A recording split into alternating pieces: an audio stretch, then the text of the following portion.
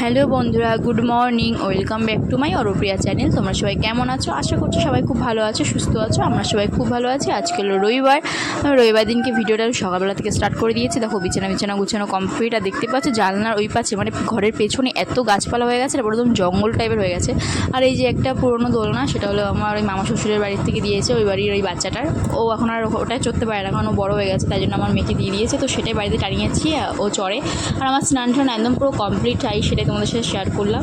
আর এই যে দেখো রান্নাঘরে চা হয়ে গেছে, চা খাওয়া গেছে, ঘর দ্বার একদম পুরো পরিষ্কার করা হয়ে গেছে। পরিষ্কার মানে কি, ঝাড় দেওয়া হয়েছে, এখনও মোচা হয়নি।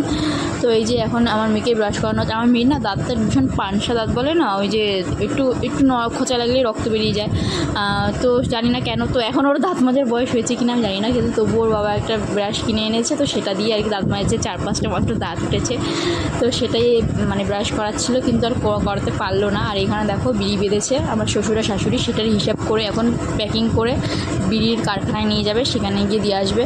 তো আমার শাশুড়ি হলো বিড়ি বাঁধে, তোমরা অনেকবার দেখিয়েছে এই ভিডিওতে যে আমার শাশুড়ি বিড়ি বাঁধে। তো সেটা নিয়ে ঝগড়া হচ্ছে আর কি, মানে কত টাকা কার কত টাকা হয়েছে সেটা নিয়ে।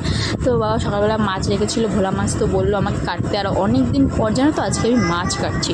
তো কী হতো, বাপের বাড়িতে না আমাকে মাছ কাটতে দিত না, আমার মাছটা কাটতে দিলে কী হতো, আমি মাছ কাটতে গেলে জ্যান্ত মাছকে মরা করে ফেলতাম। আর মরা মাছকে তো একদমই মানে কী বলবো, একদম পুরো গলে ফলে ওখানে আর রান্না করার অবস্থা থাকতোই না মাছটা, এমনভাবে আর কি ধরতাম। তো অত ভালো একটা মাছ কাটতে আমি পারতাম না।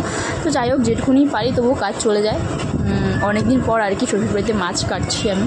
তো যেহেতু মা বাড়ি ছিল না, বিড়ি জমাতে দিয়ে গেছিলো, আর বাবাও এক জায়গায় গেছিলো, তো ওই জন্য মাছ টাছ কাটা হয়ে গেছে। আর আমি লবণ হলুদ মাখিয়ে রেখেছি।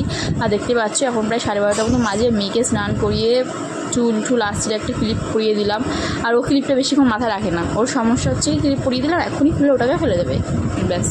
তো স্নান করানো হয়ে গেছে, জামা পরানো হয়ে গেছে। আর এখন দেখতে পাচ্ছ টিপ পরিয়ে দিয়েছে। আর দুপুরবেলা দেখো খেতেও বসে গেছি। তো সোয়াবিনের তরকারি ছিল অল্প একটু, আর এই যে মাছটা কাটলাম দেখলাম সেই মাছের পাতুরি করেছে, আর আমরা দিয়ে টক ডাল করা হয়েছে। তো সেটা নিয়ে আর কি খেতে বসে গেছি দুপুরবেলা। তো দুপুরবেলা দেখো খাওয়া দাওয়া শেষ করে ঘুমিয়েছি, ঘুম থেকে উঠে একটু রেডি হয়ে গেছি, যাবো হলো রথের মেলা। আমাদের এই হাবড়া জয়গাছি রথের মেলা হচ্ছে, তো ভীষণ বড় করে, তো সে রথের মেলায় যাবো আজকে নিয়ে 2 দিন আর কি। তো আগের রোববারও গেছিলাম, যেদিনকে আর কি রথ ছিল সেদিন। তো মেয়েকে রেডি জুতো পরাচ্ছে ওর বাবা। আর এই যে দেখো জয়গাছি রোডে এখন আমরা। তো এখন আর কি মেলার মাঠে, এখন মেলার মাঠে না, এখন হলো গিয়ে এখন একটা শনি মন্দির আছে, ওখানে কিছু একটা প্রোগ্রাম হচ্ছে, তো সেখান দিয়ে আর কি যাচ্ছি। তো সেরকম একটা ভিডিও আমি করতে পারিনি মেলার মাঠে, যেহেতু আমি এবং তোমার দাদাভাই আর আমার মেয়ে গেছিলো। তো মেয়েকে ধরা, তারপরে একটা সাইড ব্যাগ ছিল, ওই ব্যাগ সামলানো, ওই ভিড়ের মধ্যে ভিডিও করা, ফোন বের করে। আর সবচেয়ে বেশি ভয় হচ্ছিলো আমার যদি আমার ফোনটা চুরি হয়ে যায়। তো দেখতেই পাচ্ছ এই যে শনি মন্দিরটা, এখানে একটা প্রোগ্রাম হচ্ছে, আর লাইটিংটা না দারুণ করেছিল। তো সেটা তো ভালো করে শেয়ার করতে পারলাম না, যেহেতু সাইকেলে বসেছিলাম, মেয়ে ছিল এক হাতে ব্যাগ ছিল। তো কোনো রকম যেটুকুনি পেরেছি ফোনটা ধরে যাচ্ছি, অল্প একটু ভিডিও করে নিয়েছি।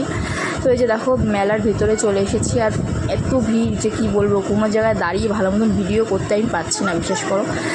তো সবথেকে বেশি বললামই তো ভয় হচ্ছে ফোনটা যদি আমার চুরি হয়ে যায়। অনেকেরই ব্যাগ চুরি হচ্ছে, পার্স চুরি হচ্ছে, টাকা হারিয়ে যাচ্ছে, চুরি হচ্ছে না আর কি, হারিয়ে যাচ্ছে বা চুরি হচ্ছে আমি জানি না।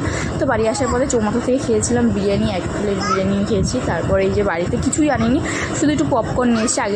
আগের দিন যখন গেছিলাম মেলায় তখন বাদাম টাদাম নিয়ে এসেছিলাম। তো মেয়ের জন্য এই চশমাটা কিনেছি, কীরকম লাগছে অবশ্যই কমেন্ট করে জানিও।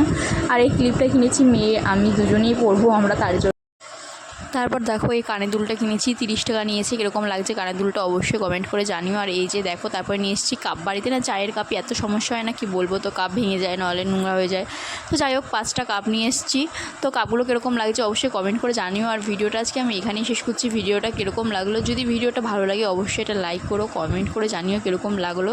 আর যারা এখনও চ্যানেলটিকে সাবস্ক্রাইব করোনি অবশ্যই আমার চ্যানেলটিকে সাবস্ক্রাইব করে দিও। আর এই যে দেখো কাপের ডিজাইনগুলো তো কীরকম লাগছে অবশ্যই তোমরা কিন্তু কমেন্ট করে জানাবে ভিডিওটা কীরকম লাগলো, এবং জিনিসগুলো যে কটা কিনে এনেছে সে কটা কীরকম লাগছে অবশ্যই তোমরা কমেন্ট করে জানিও।